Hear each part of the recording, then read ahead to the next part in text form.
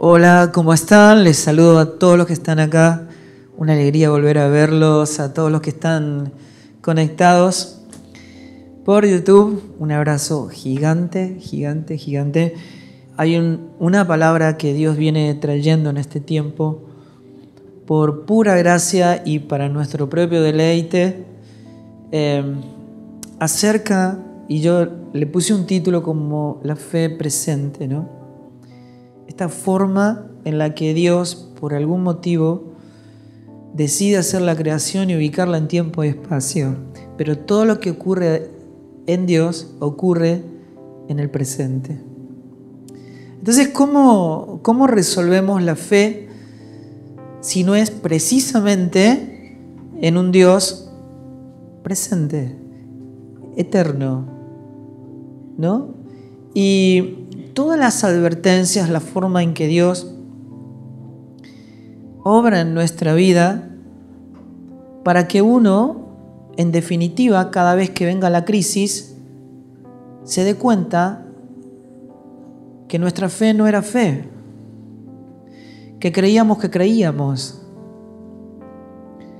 pero hubo un momento en que cuando las cosas ocurrieron y la crisis vino, nos interesó saber si la cuerda podía soportar nuestro peso. Provocó en nosotros una reacción que no interpreta la salvación de la cual Dios nos hizo parte. Entonces debemos revisar la forma en que nosotros hemos comprendido la fe a través del conocimiento de la persona de Cristo, cuyo fruto es fe, ¿no? Para saber si la fe que está puesta en marcha en nuestra vida, que expresa la salvación que nos fue otorgada en la persona de Cristo, realmente es lo que Dios mismo llama fe, ¿no? Es imprescindible poder tener una revelación de lo que llamamos fe en Cristo para saber si estamos establecidos, porque eso definitivamente define al reino al que pertenecemos. Así que yo quería leerles Hebreos capítulo 4, verso 1, dice esto: temamos pues, no sea que permaneciendo aún la promesa de entrar en su reposo, alguno de vosotros parezca no haberlo alcanzado. Quiero empezar por la primera palabra, porque es imposible poder comprender lo que Dios llama fe si no se inicia en el temor de Dios.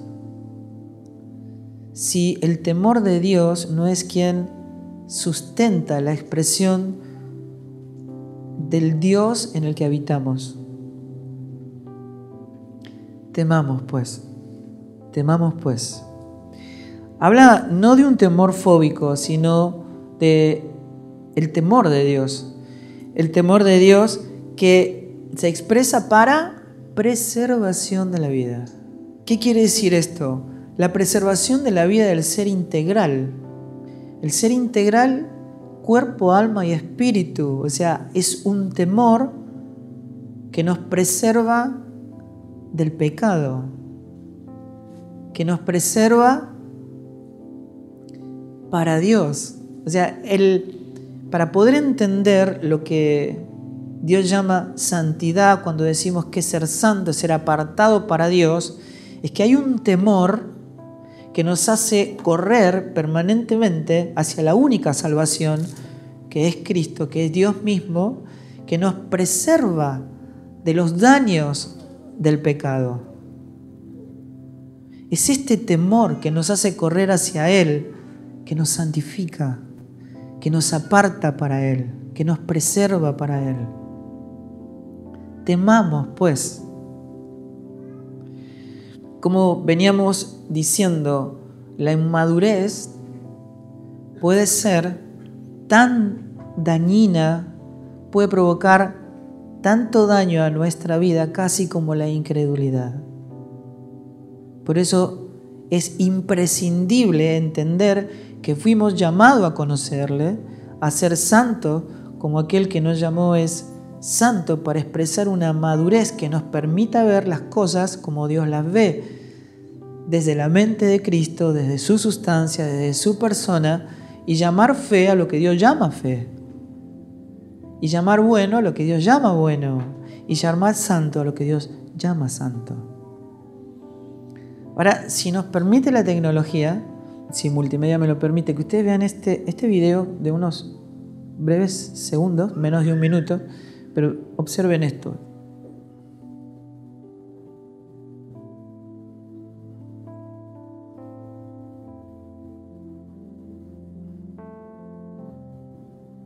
Lo pueden ver, ¿no?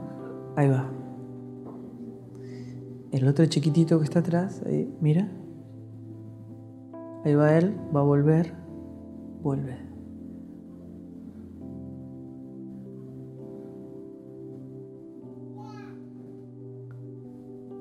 Parece increíble, pero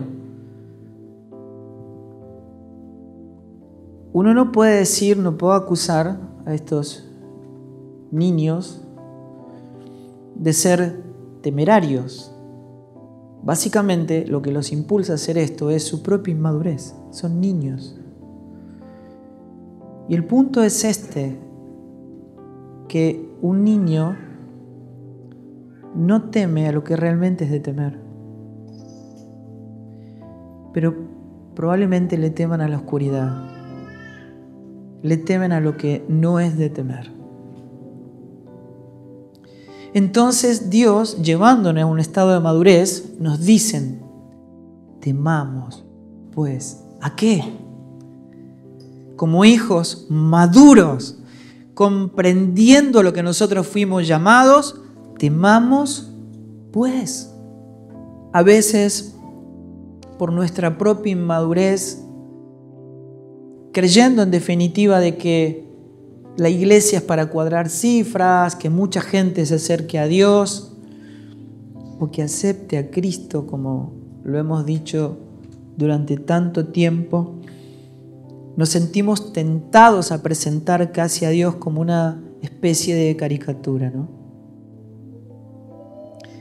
Ignorando la magnitud de la santidad y de la justicia de Dios en su propia persona,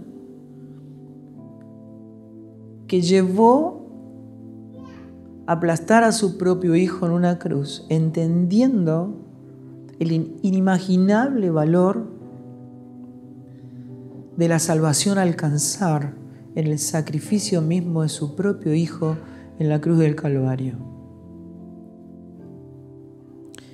Crucificado sin pecado, resucitado al tercer día para ser colocado a la diestra de su majestad en los cielos.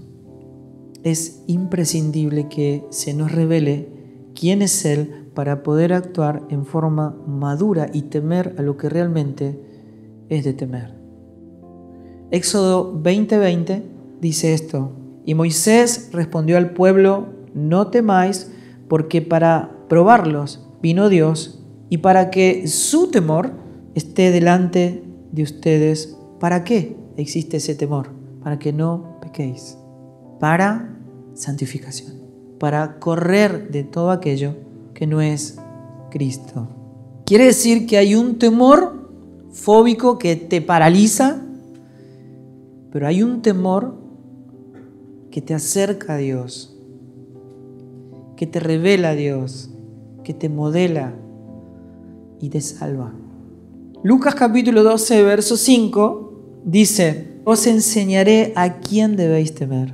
Temed a aquel que después de haber quitado la vida tiene poder para echar en el infierno. Sí os digo, si van a temer, a esto temed. Una persona que no conoce a Dios, el temor básicamente está en el temor a la muerte, a lo desconocido, a un juicio, a una eternidad de la cual no hay retorno, en un tormento que no tiene fin. Pero para el que es un hijo de Dios y que le ha conocido, precisamente ese temor es para preservación de la vida, para salvación, para modelación, para purificación. Y está vinculado a la reverencia.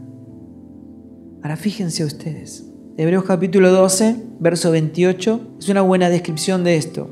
Dice así: así que recibiendo nosotros un reino inconmovible, tengamos gratitud y mediante ella sirvamos a Dios agradándole con temor y reverencia. Porque nuestro Dios es fuego consumidor. Todo lo que es madera, heno, hojarasca, tiembla ante la presencia del fuego. Todo aquel que no porta la vida del tesoro, de la perla de gran precio, le teme de manera fóbica al fuego. Pero cuando lo que está ahí es oro, plata, ama el fuego, porque el fuego lo purifica.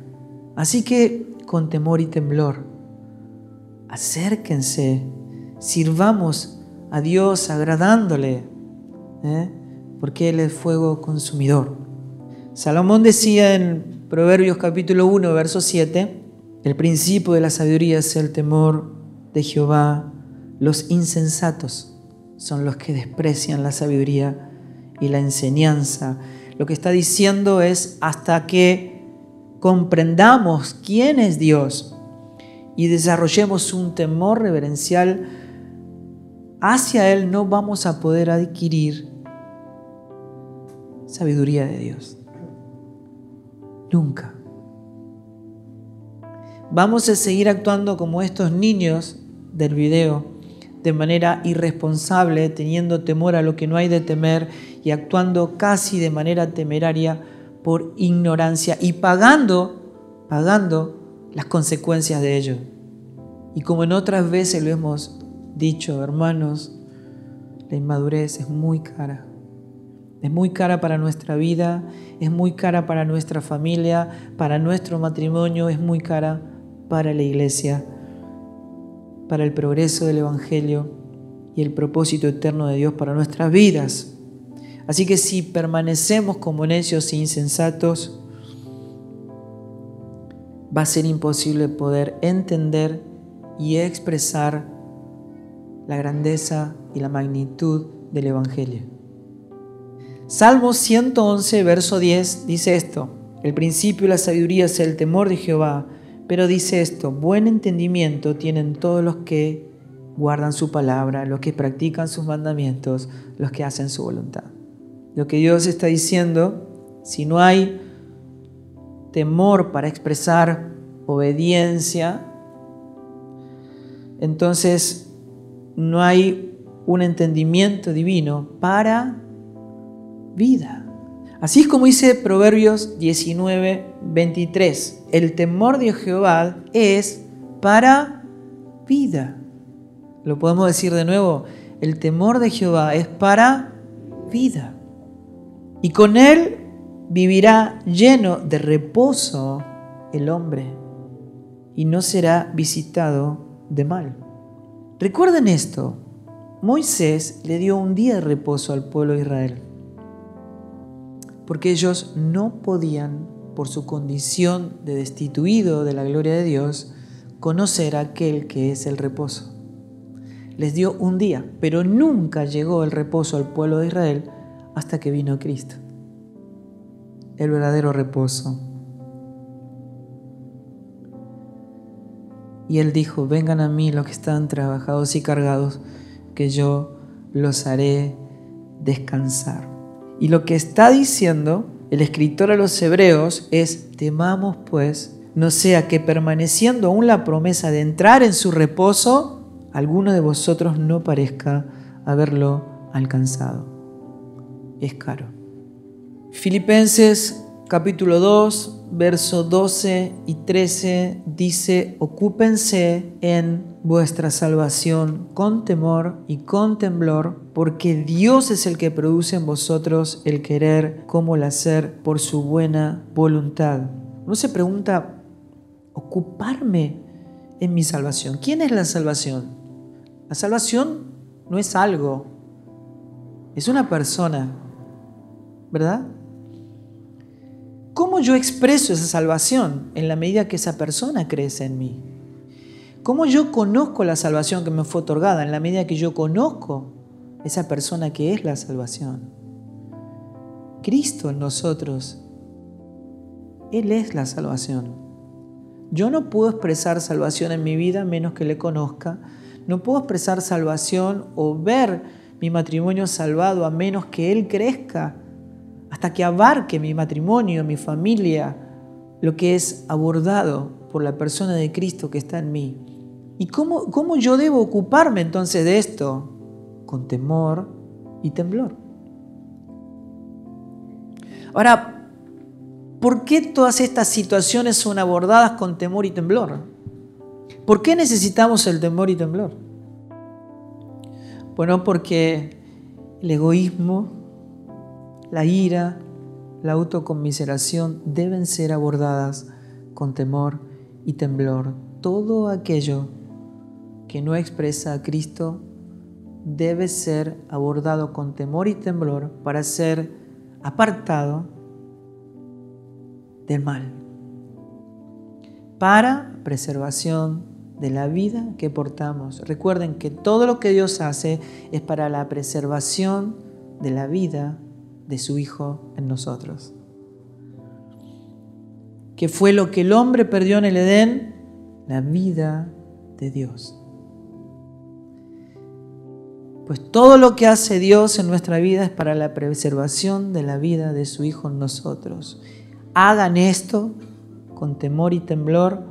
Recuerden, esto ocurre porque es Dios quien produce. El nuevo nacimiento, desde muchas maneras y de muchos aspectos, es aterrador para el ser humano, porque todo lo que ocurre en el nuevo nacimiento está completamente fuera de nuestro control. Y supónganse que uno quisiera entrar a un país y si usted no puede entrar. Bueno, ¿por qué no puedo entrar? Porque solamente pueden entrar los ciudadanos. ¿Por qué no voy a poder entrar? No. ¿Y cuál sería la única manera de poder entrar? Bueno, que se muera y nazca en este país. Si no, no hay manera. La mayoría de la gente dice, están locos. Están completamente locos. Es inviable. ¿Cómo no voy a poder pasar?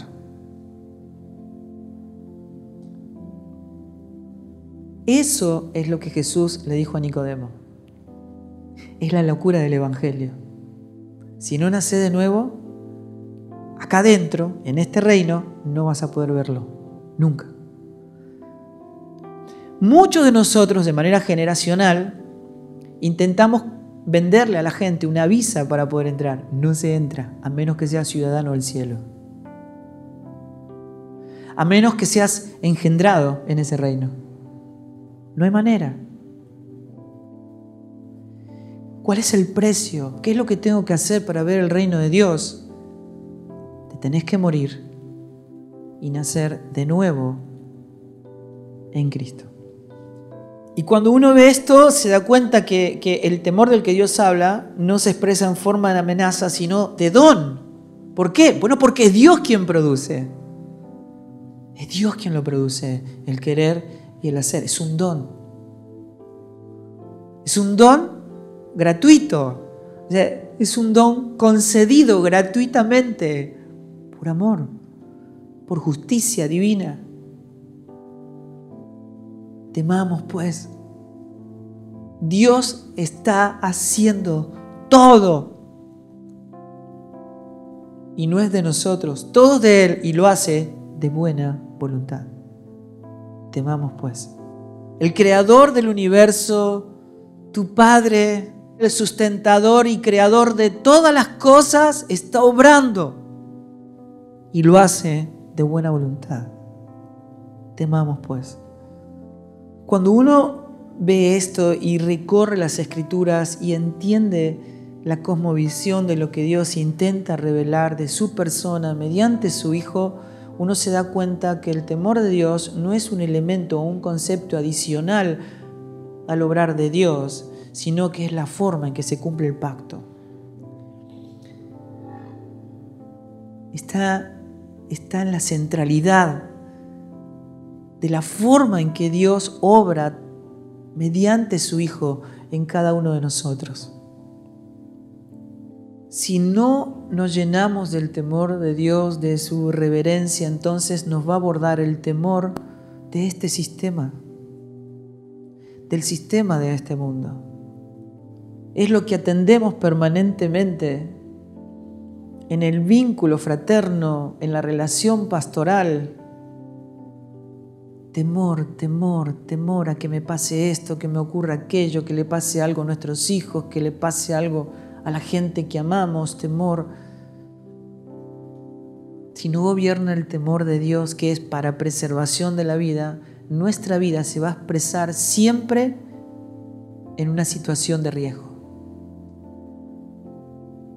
De temor a lo que no hay que temer. Para todos aquellos los que están en Cristo Jesús. Y se va a llevar nuestra vida sin haber cumplido el propósito por el cual fuimos creados. Sin haber cumplido el diseño por el cual Dios nos colocó en este mundo.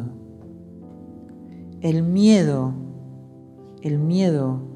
a las cosas de este mundo nos roba el propósito. Temamos pues, no sea que permaneciendo aún la promesa, y esto es imprescindible poder entender por qué utiliza el escritor la palabra promesa. La idea de algo que todavía está por cumplirse. Y el temor de Dios lo que viene a hacer es quitar precisamente la idea de que todavía Dios tiene deudas con nosotros. La promesa de Dios no está en el futuro. No hay algo que Dios tenga que hacer con nuestra vida, sino es algo que ya ocurrió. Temamos pues no sea que permaneciendo la promesa entre nosotros muchos no la puedan experimentar. ¿Cuánto tiempo nosotros dijimos o cantamos fe mueve las manos de Dios? ¿Sí se acuerdan? Fe mueve las manos de Dios. No hay manera de encontrar esa expresión en la Biblia. La fe no mueve las manos de Dios, me mueve a mí hacia Él. Me permite ver la promesa ya cumplida. Nosotros no estamos esperando una promesa, habitamos en el cumplimiento de esa promesa. Lo que tiene que ser manifestado en nuestra vida es el cumplimiento de esa promesa, que es Cristo en nosotros, en el cual hemos recibido todo. No mueve a Dios, me mueve a mí, hacia Él, porque Él ya lo hizo, porque opera en el presente. La fe presente me permite ver en Cristo la promesa cumplida, vivirla, disfrutarla y darla a conocer para su propia gloria. Temamos pues no sea que permaneciendo aún la promesa de entrar en su reposo, alguno de vosotros parezca no haberlo alcanzado. Verso 2, porque también a nosotros se nos ha anunciado la buena nueva como a ellos. Pero ¿qué pasó? No les aprovechó el oír la palabra por no ir acompañada de ¿qué? De fe en los que la oyeron. La fe no es un concepto, no es lo que siento, no es yo siento de Dios, siento que tengo que hacer esto para Dios. No, la fe no es eso. La fe está anclada en lo eterno. No depende de lo que siento, está por encima de lo que comprendemos.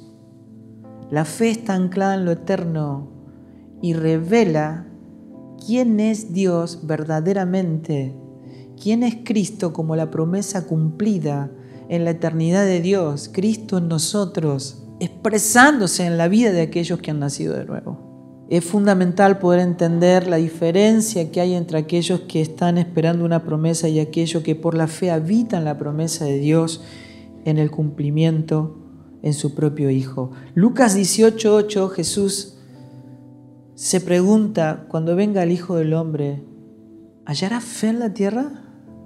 Lo que está diciendo es, no va a venir a buscar gente buena, no va a venir a buscar gente con logros personales. Lo que Él va a venir a buscar, todo aquello que expresa al Padre mediante el Hijo. Él viene buscando un ADN, dice, vendré otra vez y me tomaré a mí mismo. Viene a buscar una sustancia, la única sustancia que no se puede imitar. Dice la palabra, no les aprovechó por no ir acompañada de fe, pero los que hemos creído, ya entramos en el reposo. Si uno quiere saber por qué tu vida no está anclada en el reposo eterno, estamos comprendiendo que es con temor y temblor. Que nos ocupamos en nuestra salvación, en el crecimiento de la persona de Cristo en nosotros, para poder ver con claridad el cumplimiento de la promesa de entrar en el verdadero reposo. Todo lo que está en Cristo está anclado en un perfecto y eterno reposo. No es algo que va a ocurrir. La fe no me conduce a algo que está en el futuro de Dios. Puede estar en mi futuro, pero está en el presente eterno de Dios. Es algo que ya ocurrió y en la medida que Cristo se ha manifestado en mi vida, entonces ese reposo va a ser puesto de manifiesto porque habitamos en el cumplimiento de esta promesa. Los hijos de Dios no tenemos una promesa, habitamos en ella. Está en una persona que no soy yo, que es Cristo, el cual me salva, me redime y me hace parte de sí mismo y heredero total de las riquezas en gloria, de esa herencia en los santos.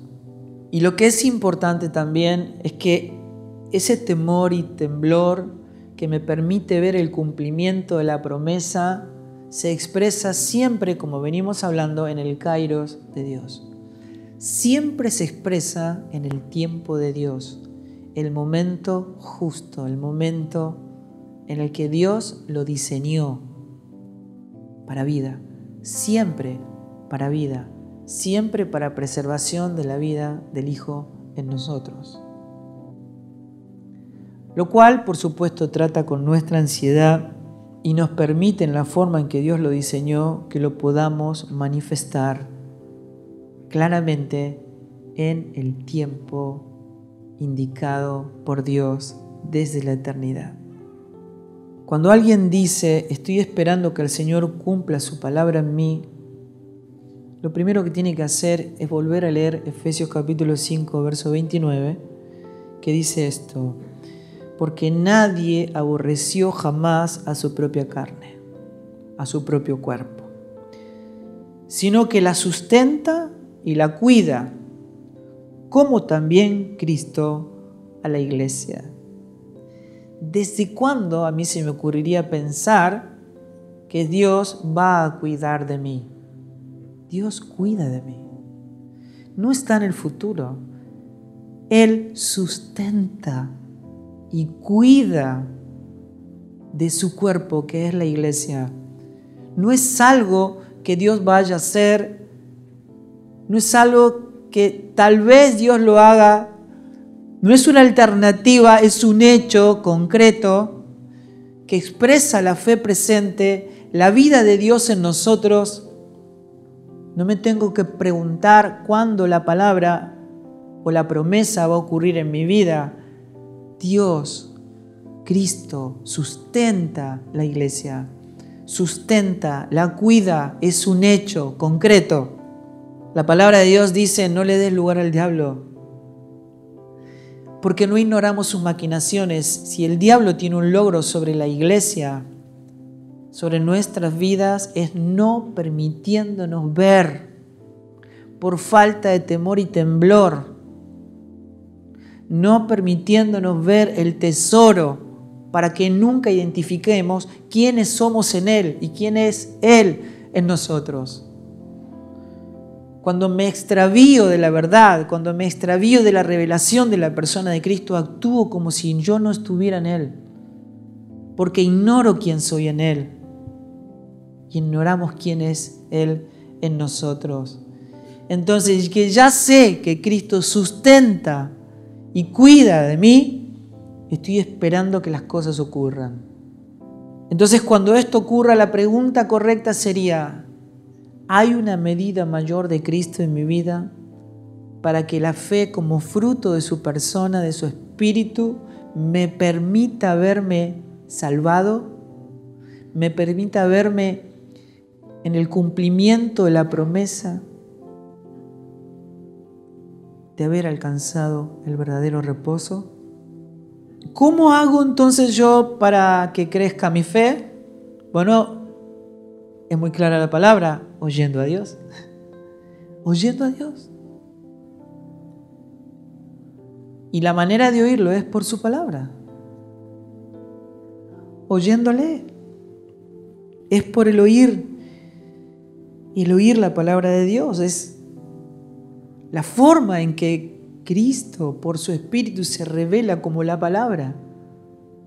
Y cuando Él crece en mí como la palabra, crece mi fe, porque crece Él. Eso explica que nosotros no oramos para que Dios haga, oramos para que Dios nos revele lo que Él ya hizo. Lo que tenemos que saber es que en Él nos fue concedido la capacidad de vivirlo y darlo a conocer. Eso es fe. Saber que en Cristo nos fue concedido en su diseño todo para llegar a cabo el propósito por el cual fuimos creados. No hay algo que estamos esperando, solo esperamos en una medida de crecimiento de la persona de Cristo en nosotros, la manifestación de esa promesa ya cumplida en nosotros. Y hemos aprendido también que la fe es fe si pasa la prueba, ¿verdad? Lo hemos hablado. Creo que algo de eso bien importante hemos comprendido y entendido por obra y gracia de su Espíritu en nosotros, que la fe es fe si es puesta a prueba. No puede expresar su diseño si no es mediante la crisis, las dificultades.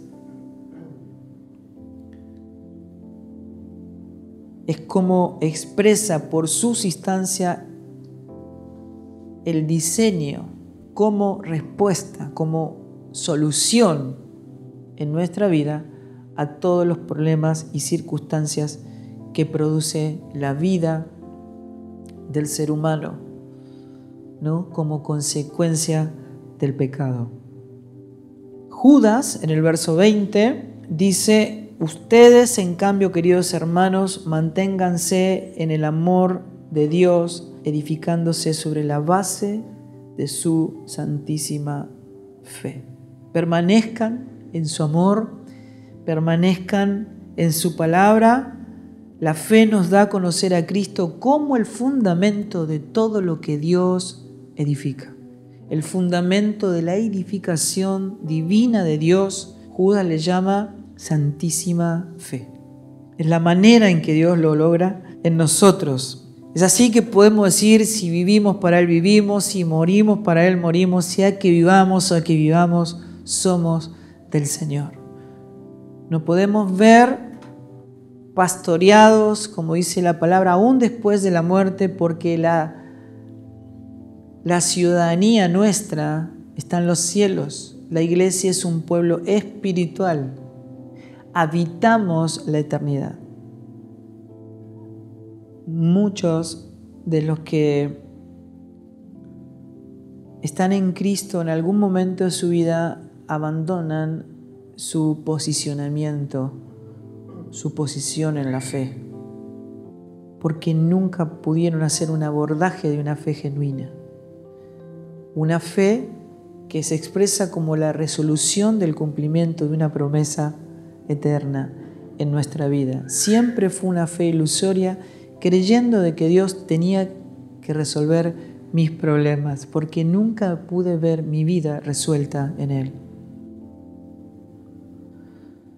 Cuando mi fe es una ilusión, inevitablemente voy a tener que desilusionarme. Para poder entender que mi fe tiene que ser sustentada con temor y temblor en una edificación divina, cuya base, cuya roca es Cristo mismo, que es la fuente de una santísima fe, que permite que la edificación sea divina en todos los aspectos en los que Dios gobierna, en todos los aspectos que expresan el propósito eterno de Dios para cada uno de nosotros. Hebreos 11:1 dice, es pues la fe la sustancia, hermanos, la sustancia, es la sustancia de Cristo, es la certeza, es la convicción, es la que permite ver lo que no se ve, que llama lo que no es como si fuese, la que sabe que nada es imposible para Dios. Es la sustancia de Cristo, que ve lo que el hombre natural no puede ver, que ve lo que Dios ve. Eso es la fe. Es la fe, puesto los ojos en Jesús, autor y consumador de la fe. Dios lo logra en nosotros, hermanos, y por su gracia no quite su mano de nosotros hasta lograrlo.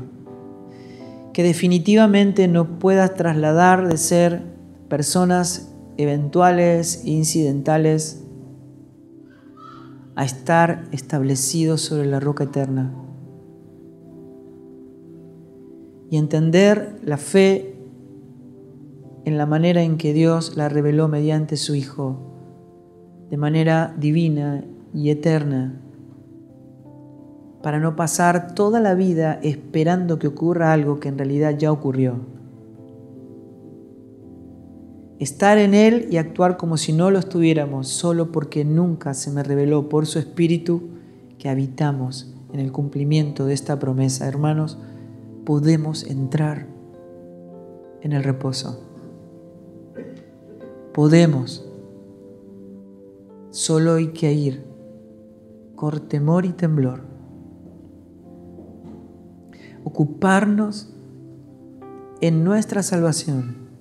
Ocuparnos en el crecimiento de aquel que es la salvación en nosotros, para que la fe, la santísima fe, se ponga de manifiesto y me permita disfrutar, conocer y dar a conocer esta gloria, este reposo, esta promesa cumplida para que el mundo sea salvo por ella.